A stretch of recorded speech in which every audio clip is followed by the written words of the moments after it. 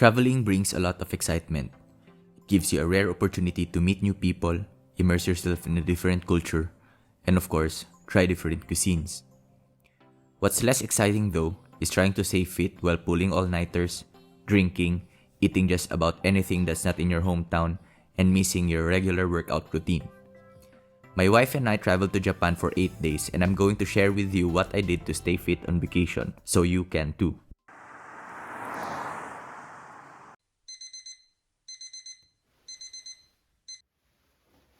The number one challenge to sticking with my usual workout routine is that not all gyms have bumper plates, which I need for most of my workouts. And dropping in a CrossFit facility that has those costs a lot of money, which would eat away at our budget. So, I kind of have to make use of whatever is available, whether it's hotel gyms, parks, or sometimes even just hotel room workouts. Which leads me to tip number 1. Plan your workouts. When booking a hotel, Isa and I usually check if the hotel has a gym facility or a nearby park. We'll check out their equipment through photos and plan what we can do ahead of time. Sometimes, we'd plan running routes with landmarks and sceneries to combine exploring and working out. In this hotel, we only have a few cardio machines and a power tower. But that doesn't stop us from doing some high-intensity workouts and some power exercises, which I have already planned ahead of time. Which leads me to tip number 2. Keep your workouts short and intense. When I'm traveling, I try to keep my workouts between 30 minutes to 1 hour instead of the full 2 hours I usually do at home. It's a sacrifice I'm comfortable making because we're only in another country once or twice a year. And we're working out at home all year round. So the goal becomes trying to minimize the losses rather than improving. Some of the things I did were alternate imams of pull-ups and dips, some broad jumps and vertical jumps to replace the power exercises I do at home, some push-up variations, and some tabatas when I'm really short on time. But my favorite workouts on this trip are the runs.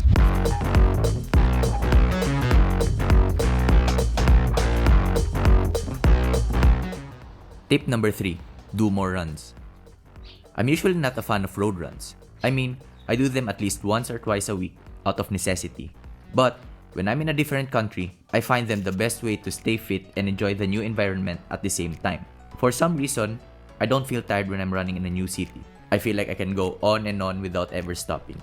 It must be the excitement that comes with not knowing what you're gonna see at the next corner or at the end of the road. But with a full travel itinerary which my wife worked hard on, it's quite difficult to find time to work out once our day has begun. That's why I do all my workouts in the morning. I like the freedom of knowing I've already completed what I have to do before the day even starts. I also don't wanna rush the good things like walking in the streets of Tokyo, exploring Mount Inari, or drinking this specialty beer just so I can get back in time to work out. And even if our itinerary says we can be home early, I still do my workouts in the morning in case something comes up. Another thing that really helped me maintain my fitness is walking. Walking burns 200 to 350 calories per hour, which can accumulate over the day. And here in Japan, we walk and walk and walk endlessly for hours every single day for 8 days. Also, take the stairs. Every step is like a mini step up, which activates your quads, hamstrings, and glutes. Sure, I take the escalator from time to time, but as much as possible, I try to take the stairs to get some micro workout, and frankly, to skip the queue. So the workout side is pretty much covered. The bigger challenge is maintaining a reasonable diet.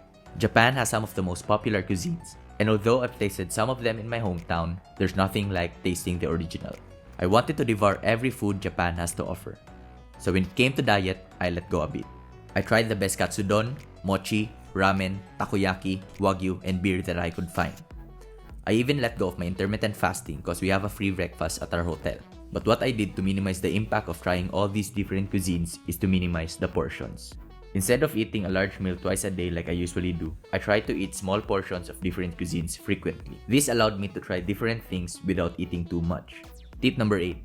Minimize the sweets. I also kept sweets at a minimum. This was an easy sacrifice because I never really liked sweets anyway. Although, I did not skip on this ice cream and this famous mochi in Nara. When it comes to sweet, you gotta practice control because added sugar adds a lot of calories and makes you crave more sweets, putting you in a vicious cycle of eating and craving. With the endless walking and morning workouts, I was quite confident about the slight increase in calories I was having because I knew the frequent movement would take care of them. To put simply, I found my balance. It's easy to get caught up in the discipline of following your strict regimen, but this trip reminded us that it's about balance. Enjoying life's experiences is just as important. I found a way to do something each day, like working out in parks, doing dips before heading out, or even just spontaneous sprints in Japan's open fields. The key was finding that sweet spot between maintaining my fitness and embracing the spontaneity and joy of travel. And some days it was just about sitting back, watching the sunset, and enjoying the peace that comes with knowing that I deserve this break from a year-long training. Our trip to Japan was more than just a vacation. It was a journey of discovery, not just of a new country, but of how I could integrate my lifestyle into this new environment. Which leads me to tip number 10, adapt. I learned that staying fit while traveling isn't just about sticking to a strict regimen. It's about adapting, enjoying, and finding new ways to be active. Whether you're doing an intense workout in a hotel gym, running through historic streets, or simply walking and taking the beauty around you, remember that every activity can play a role in your overall fitness. And as we pack our bags for our next destination, we're excited to see what new challenges and adventures await us. Because in the end, it's not just about the rigid structure of a fitness routine. It's about living the lifestyle wherever you are in the world.